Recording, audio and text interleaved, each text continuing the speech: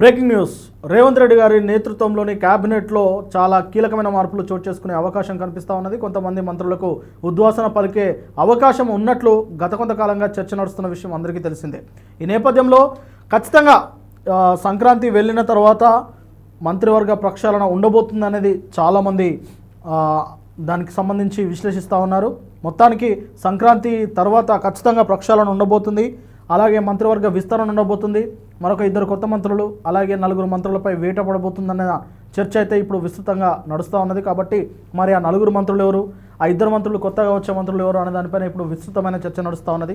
అయితే గత కొంతకాలంగా మంత్రివర్గంలో మంత్రుల స్థానాలపైన, అలాగే వారి శాఖలపైన, అలాగే వారి పనితీరుపైన ఇటు రేవంత్ రెడ్డి గారైనా, అటు పిసిసి అధ్యక్షుడు మహేష్ కుమార్ గౌడ్ అయినా, అలాగే రాష్ట్ర వ్యవహారాల ఇన్ఛార్జ్ మీనాక్షి నటరాజన్ అయినా, వీరందరూ చాలా పెద్ద ఎత్తున వారందరిపైన నిఘా పెట్టారు. వారి పరిపాలన విధానాన్ని, వారి శాఖలపైన పట్టు సాధించిన విధానాన్ని అయితే నిశ్చితంగా పరిశీలిస్తూ ఉన్నారు. 2 సంవత్సరాలు గడిచింది. ఇప్పటికీ తమ శాఖలపైన ఏ మంత్రులు పట్టు సాధించలేదో వారిపైన ఫోకస్ పెట్టే అవకాశం కనిపిస్తూ ఉన్నది.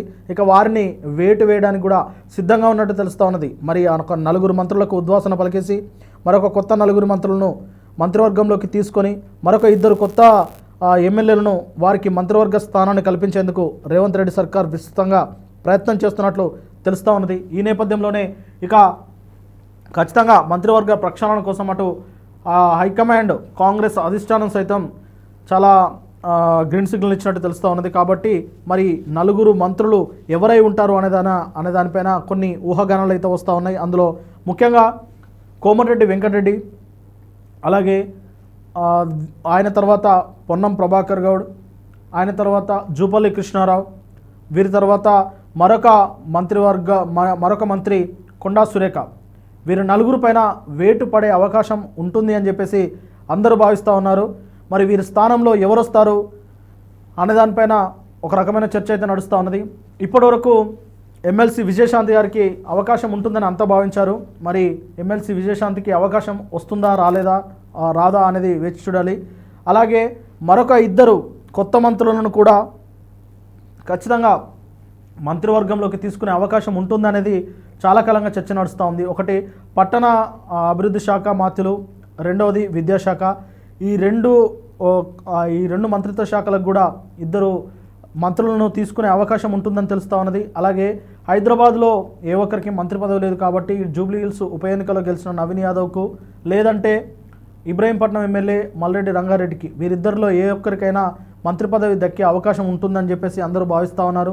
దాంతోపాటు ఆదిలాబాద్ అటు మంచిర్యాల ప్రేమ్ సాగర్ రావుకు, ఆయనకు కూడా వచ్చే అవకాశం ఉంటుందని చెప్పేసి కొంతమంది భావిస్తూ ఉన్నారు. మరి అలాగే ఉమ్మడి మహబూబ్నగర్ జిల్లాకు సంబంధించి మరొక ఎమ్మెల్యేకి కూడా మంత్రి పదవి వచ్చే అవకాశం ఉంటుందని కొంతమంది భావిస్తూ ఉన్నారు. చూడాలి మరి మొత్తం మంత్రివర్గ ప్రక్షాళన జరిగి మంత్రివర్గ విస్తరణ జరిగితే ఎవరెవరు ఇన్ అవుతారు, ఎవరెవరు అవుట్ అవుతారు అనే దానిపైన ఇప్పుడు విస్తృతంగా చర్చ నడుస్తూ ఉన్నది.